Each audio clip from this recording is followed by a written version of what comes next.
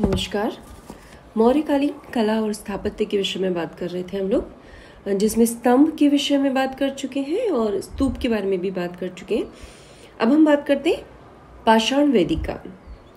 मौर्यकालीन स्तूप या जो विहार थे वो वेदिकाओं से घिरे होते थे, जिनमें से बहुत कुछ हैं जिनके अवशेष हमें प्राप्त होते हैं। बौद्ध गया से हमें एक वेदिका के अवशेष मिले हैं जिसका निर्माण कार्य अशोक के समय में हुआ था। इसे बौद्धि मंड कहा जाता है। वेदिका के जो खंभे हैं और उनके जोड़ने वाली जो लंबी पाषाण शिला पट्टिकाएं हैं, उन पर विभिन्न आकृतियां बनी, जिस पर कमल की आकृति बनी हुई है। कहीं कहीं पर अश्व, हाथी, मकर, इस तरह की आकृतियां भी उत्कीर्ण की गई है। सारनाथ से भी इसी तरह की अशोक के समय की ही एक पाषाण वेदिका मिली है। इसे एक ही पत्थर से काटकर बनाया गया है। इसके अलावा 2 स्तंभों के बीच में 3 सूचियां मिली हैं। स्तंभों के ऊपर उष्नीश का चित्रण किया गया है, जो काफ़ी आकर्षक, सुंदर और चिकना है। पाटलिपुत्र की खुदाई से 3 वेदिकाओं के टुकड़े भी प्राप्त होते हैं, जिन पर बहुत ही चमकीली पॉलिश की गई है और इसी वजह से ये मौर्यकालीन माने जाते हैं। इसके अलावा सांची से मौर्य युगीन स्तूपों की जो ईंटों के अलावा एक पाषाण का खंडित छत्र भी प्राप्त होता है। तो पाषाण वेदिकाओं के अवशेष भी प्राप्त होते हैं, जो इस समय इस बात के प्रमाण है कि इस समय वास्तु में पत्थर का प्रयोग प्रारंभ हो गया था। इसी तरह से गुहा विहार है। मौर्य युग में पर्वत की गुफाओं को काट कर निवास स्थान बनाया जाता था। इस कला का बहुत ही अच्छा विकास हुआ था। उसके एग्जाम्पल की अगर हम बात करें तो अशोक और उनके जो पौत्र थे दशरथ के समय में बराबर और नागार्जुनी की पहाड़ियों को काट कर आजीवक संप्रदाय के लोगों के लिए निवास स्थान बनाए गए थे। इन गुफाओं की छतों और दीवारों पर बहुत ही चमकीली पॉलिश की गई है। अशोक के समय की बराबर पहाड़ी की गुफाओं में सुदामा की गुफा, कर्ण चौपड़ की गुफा है जो काफ़ी प्रसिद्ध है, जिसमें से सुदामा की गुफा का निर्माण अशोक ने अपने शासनकाल के 12वें वर्ष में किया था और कर्ण चौपड़ जो गुफा है उसका निर्माण अशोक ने अपने शासनकाल के 19वें वर्ष में करवाया था। सुदामा की जो गुफा है इसमें 2 कोष्ठ हैं। दोनों जो कोष्ठ हैं उनकी दीवारों और छतों पर शीशे की समान चमकीली पॉलिश की गई है। तो इससे पता चलता है कि अशोक के समय में इसका निर्माण कार्य किया गया था। दशरथ के समय बनी गुफाओं में लोमस ऋषि नाम की गुफा उल्लेखनीय है। ये जो है ये बराबर समूह की सबसे प्रसिद्ध गुफा मानी जाती है, जिसका वास्तु विन्यास जो है सुदामा की गुफा के अनुसार ही है। अंतर सिर्फ ये कि इसका आंतरिक कोष्ठ जो है वर्गाकार नहीं होकर अंडाकार है। इसका निर्माण कार्य बहुत ही सावधानी से किया गया था और आगे चलकर चैत्य ग्रहों के जो अग्रभाग को सजाया जाता था, जो अलंकरण किया जाता था, वो उस अलंकरण की योजना का प्रारंभ जो है वो सबसे पहले सुदामा की गुफा से हुआ था। इसलिए महत्वपूर्ण गुफा मानी जाती है। इस गुफा का प्रवेश द्वार भी बहुत ही महत्वपूर्ण है। दोनों पंखों पर तिरछे खड़े 2 स्तंभ है जिनके ऊपर गोल मेहराब का निर्माण कार्य किया गया है। इसके बीचों बीच एक स्तूप है और दोनों किनारों पर हाथी की आकृतियों को उत्कीर्ण किया गया है। हाथी जो है स्तूप की पूजा करते हुए दिखाई गए हैं। बराबर पहाड़ी की जो चौथी गुफा है उसको विश्व झोपड़ी कहा जाता है। इसका निर्माण कार्य अशोक की शासनकाल के 12वें वर्ष में किया गया था। इसकी दीवारों पर भी चमकीली पॉलिश प्राप्त होती है। नागार्जुनी पर्वत पर 3 गुफाएं प्राप्त होती हैं, जिनमें गोपिका गुफा अत्यंत महत्वपूर्ण है, जिसे दशरथ ने अपने अभिषेक वर्ष में ही बनवाया था।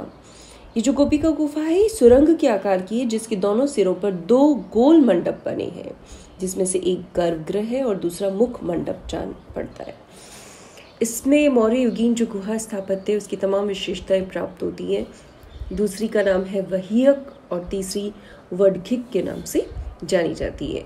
वहियक में केवल एक प्रकोष्ठ है और उसके सम्मुख एक छोटा मुख मंडप बना हुआ है। तीसरी अर्थात वडगिक गुफा भी जो है वो वहियक की जैसी है, लेकिन इसकी जो दीवारें हैं वो वक्र आकार की हैं। इन सभी का निर्माण कार्य दशरथ के समय में ही करवाया गया था। इसके अलावा भी कुछ गुफाएं जैसे राजगृह से 13 मील की दूरी पर स्थित सीतामढ़ी गुफा है, जो ग्रेनाइट पत्थर को खोदकर बनाया गया था। इसमें एक आयताकार कक्ष है, 2 द्वार स्तंभ है। इसे भी मौर्य युगीन माना जाता है।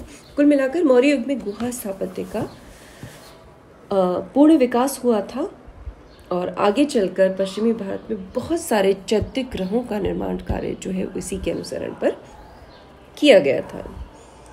मूर्तिकला की अगर हम बात करें तो मौर्य युगीन मूर्तिकला के जो नमूने हैं वो अशोक स्तंभों पर जो बनाई गई विभिन्न पशुओं की आकृतियां हैं वो अत्यंत महत्वपूर्ण माने जाते हैं। उड़ीसा की धौली चट्टान को काटकर बनाई गई हाथी की आकृति जो है वो पाषाण मूर्तिकला की उत्कृष्टता को सूचित करती है। हाथी बहुत ही विशाल आकार का है, उसके सूंड पैर की जो गठन किया गया है वो बहुत ही स्वाभाविक प्रतीत होता है। ऐसा लगता है कि वो अपनी सूंड में कोई वस्तु लपेट कर उठा रहा है। इतना जीवंत है कि लगता है हाथी चट्टान से बाहर निकल जाएगा। इसी तरह से कालसी देहरादून उत्तर प्रदेश की चट्टान पर एक हाथी की आकृति खुदी हुई मिलती है। हाथी के पैरों के बीच में मौर्यकालीन ब्राह्मी लिपि में सर्वोत्तम हाथी गजोत्तम इस तरह का कुछ लिखा हुआ है। तो ये जो दोनों हाथी की आकृतियां हैं रिलीफ मूर्तिकला का एक इम्पॉर्टेंट एग्जाम्पल पेश करती है। इसी तरह से हम बात करें लोक कला की तो मौर्यकालीन कलाकारों ने लोक रुचि की वस्तुओं का भी बहुत निर्माण कार्य किया है। इसमें हम ले सकते हैं विभिन्न स्थानों से प्राप्त हुई पाषाण से बनी हुई अत्यंत विशालकाय यक्ष यक्षिणी प्रतिमा जो विभिन्न स्थानों से प्राप्त हुई हैं। मथुरा जिले के परखम ग्राम से मिली यक्ष मूर्ति जिसे मणिभद्र कहा गया है। मथुरा जिले के बड़ौदा ग्राम से मिली यक्ष प्रतिमा। इसी तरह से यक्षी की प्रतिमा भी मथुरा के झींग का नगरा ग्राम से प्राप्त हुई है। पद्मावती ग्वालियर से यक्ष प्रतिमा प्राप्त हुई है। पटना में दीदारगंज से चामर ग्राहिणी यक्षी की प्रतिमा प्राप्त हुई है। पटना से 2 यक्ष प्रतिमाएं प्राप्त हुई है। बेसनगर विदिशा से यक्षी की प्रतिमा प्राप्त हुई। इस तरह की तमाम यक्ष प्रतिमाएं जो है शिशुपालगढ़, विदिशा, कुरुक्षेत्र, महरौली से प्राप्त हुई है। ये जो तमाम प्रतिमाएं हैं ये बहुत ही विशाल आकार प्रकार की है जिन्हें तराश कर तैयार किया गया है। शरीर पर वस्त्र हैं, आभूषण हैं जो अत्यंत मनोहर प्रतीत होते हैं। अब बहुत से विद्वानों का विचार है कि इन्हीं यक्ष यक्षी प्रतिमाओं के आधार पर आगे चलकर बुद्ध, बोधिसत्व और जैन तीर्थंकरों की विशाल मूर्तियों का निर्माण कार्य किया गया है। ये जो यक्ष यक्षी प्रतिमाएं ये लोक धर्म का प्रमुख आधार थी जिन्हें देवी देवताओं के रूप में पूजा जाता था। इसके अलावा भी अगर हम बात करें तो 2 जैन दिगंबरों की प्रतिमाओं के धड़ प्राप्त होते हैं पटना के पास लोहानीपुर से सारनाथ से पुरुष मूर्तियों के अवशेष हमें प्राप्त होते हैं। इसी प्रकार विभिन्न स्थानों से हमें विभिन्न पशु पक्षियों जैसे कि हाथी, घोड़ा, बैल, भेड़, कुत्ता, हिरण और बहुत सारे नर नारियों की मिट्टी की मूर्तियां भी प्राप्त होती हैं जिन्हें हाथ से बनाया जाता था सांचे में डालकर जो मौर्यकालीन है। तो इस तरह से मौर्य युग की कला के विभिन्न प्रतीक चिन्ह जो है वो स्तंभ के रूप में, स्तूप के रूप में, जो विभिन्न पाषाण वेदिकाओं के अवशेष हमें प्राप्त हुए हैं। अत्यंत कलात्मक जो गुहा विहार हैं और साथ ही साथ मूर्तिकला के विभिन्न अवशेष और लोक कला के विभिन्न अवशेष जो है विभिन्न स्थानों से प्राप्त होते हैं। उन सबको मिलाकर मौर्यकालीन कला और स्थापत्य की जानकारी हमें प्राप्त होती है जो अत्यंत उल्लेखनीय है। Thank you.